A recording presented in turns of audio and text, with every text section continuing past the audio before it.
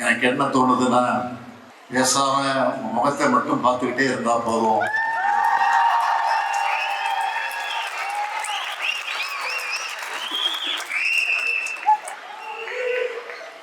தமிழ்நாட்டில் நான் முதலமைச்சரா, திராவிட முன்னேற்ற கழகத்துடைய தலைவரா ஒரு நிகழ்ச்சியில கலந்துக்கிட்டா எப்படி இருக்குமோ அது மாதிரி சொல்ல மாட்டேன், அதை விட அதிகமான அளவுக்கு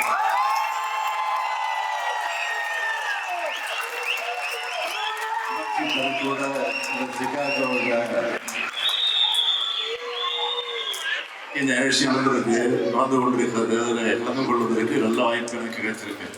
நல்லபடியே சொல்றேன், நான் தமிழ் மண்ணில் தான் இருக்கேன்னா அமெரிக்கா,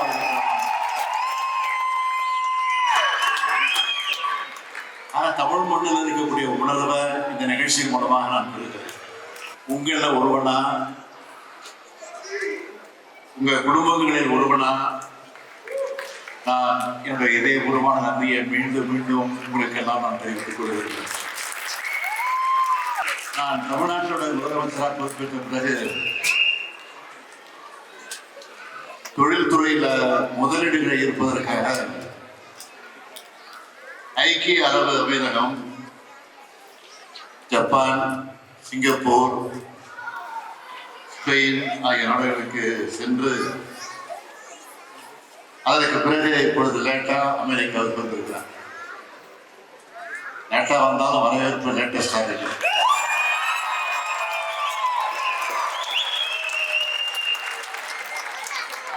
தம்பி டிஆர்பி ராஜா அவர்கள் அமைச்சர் பேசும்போது சொன்னார், அங்க வரணும், இங்க வரணும், எங்க பகுதிக்கு வரணும், எங்க ஊருக்கு வரணும். ஒரு பெரிய போட்டி நடந்துச்சு. அந்த போட்டியில சிக்காகோ வெற்றி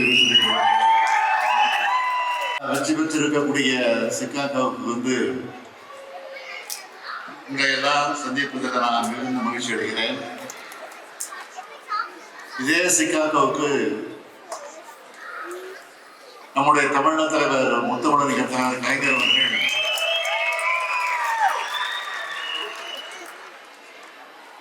அமெரிக்கா பயணத்துக்கு வந்திருக்கிறார்கள். நான் இந்த நிகழ்ச்சிக்கு வருவதாக ஒப்புதலை தந்த பிறகு அந்த செய்தி எடுத்து படிச்சு பார்த்தேன். எங்கெல்லாம் போயிருக்கிறாரு தலைவர் கலைஞர், எந்த பகுதிக்கெல்லாம் போயிருக்காருன்னு இதெல்லாம் நான் கூர்ந்து கவனிச்சு படித்தேன்.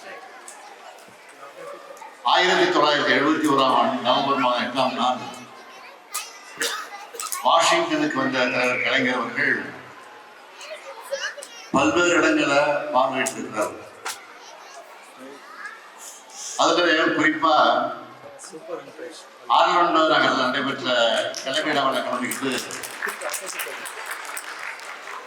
அங்கிருந்து அங்க இருக்கக்கூடிய நீரூற்றை பார்த்து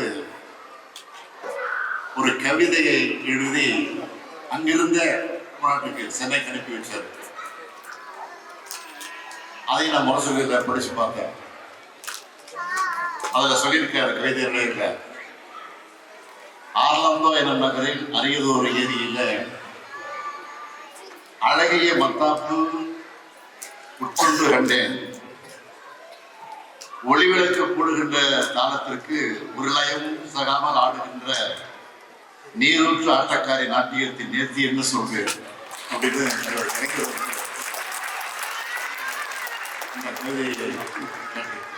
அந்த கவிதை ஆங்கிலத்தில் கூட மொழிபெயர்க்கப்பட்டு வெளியிடப்பட்டிருக்கு. அடுத்து இதே சிகாகோவுக்கு வந்திருந்தார். வந்தவர் சிகாகோ பல்கலைக்கழகத்தோட அரசியல் கருத்தரங்கத்தில் கலந்து கொண்டு உரையாற்றி இருக்கிறார். பின்னர் நியூயார்க் சென்று நியூயார்க் தமிழ் சங்கத்தை தொடங்கி வச்சிருக்கிறார். அப்போது எப்படி தமிழ்நாட்டின் முதலமைச்சர் தகுதியோடு தலைவர் கலைஞர் வந்தாரோ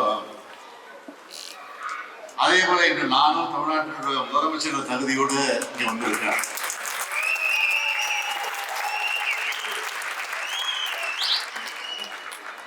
நம்ம திராவிட மாடல் அரசு அமைஞ்ச பிறகு தமிழ்நாடு எப்படியெல்லாம் முன்னேற்றம் அடைஞ்சிருக்குன்னு இங்கிருந்து தமிழ்நாட்டில் இருக்கக்கூடிய உங்க உறவுகிட்ட நிச்சயமா நீங்க கேட்டிருப்பீங்க, செய்திகளை படிச்சிருப்பீங்க. எப்படி இருக்கு, எப்படி இருக்கு பொருளைங்க கேட்கிறேன்.